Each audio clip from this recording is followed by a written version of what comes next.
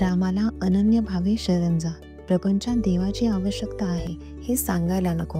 प्रत्येकाने आपापल्या परिस्थितीचा अनुभव जर पाहिला तर त्याला खचित असे आढळून येईल की आपले हे सर्व वैभव केवळ रामाच्या कृपेचेच आहे.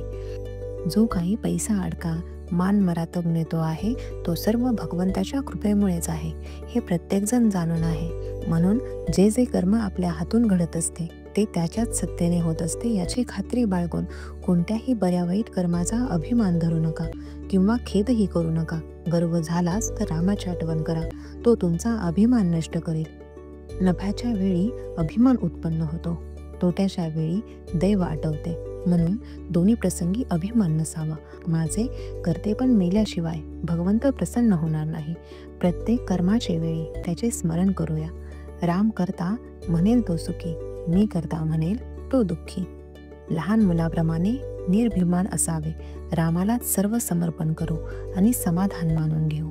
रामाला शरण जावे आणि मजेने असावे. आनंदाने संसार करावा. तुझ्या नामस्मरणाची गोडी दे हेच मागावे. प्रत्येक गोष्ट भगवंताच्या इच्छेने होते आहे हे समजून समाधानात राहा. वाईटाबद्दल कंटाळा किंवा सुखाबद्दल आसक्ती नको. असे वागल्याने हवे नको पण नाहीसे होते आणि अहमपणाला जागा चोरत नाही. तेव्हा आता एक करा, रामाला अनन्य भावे शरण जा. रामा, तू ठेवशील त्यात आनंद मानेन अशी त्याच्या चरणी मस्तक ठेवून प्रार्थना करा. तो तुम्हाला मदत करायला सदैव तयार आहे.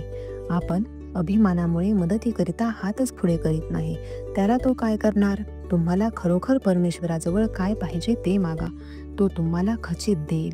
पण जे मागाल ते मात्र हिताचे मागा. समर्थ रामदास हे मनोभावे रामाचे दास झाले म्हणून ते समर्थ होऊ शकले. ज्याने जगताची आस सोडली आणि रामाची सेवा पत्करली तो जगाचा स्वामी होईल.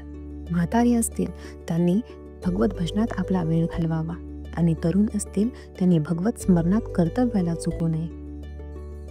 हाच समाधानाचा मार्ग आहे. यातच सर्वस्व आहे. जो भगवंताच्या प्रेमात नेहमी निमग्न राहतो त्याला उपदेश करण्याची जरुरी नसते. भगवंताने गोपींना उपदेश केल्याने एकी वाद नाही, त्या सदैव त्याच्या प्रेमातच रंगून गेल्या होत्या. भगवंताचे प्रेम एक त्याच्या नामानेच साधेल. म्हणून नेहमी भगवंताच्या नामात राहून आनंदात आयुष्य घालवा. भगवंत कृपा करेल हाच माझा आशीर्वाद. राम करता आहे अशी ज्याची दृढ श्रद्धा त्यालाच आस्तिक म्हणावा.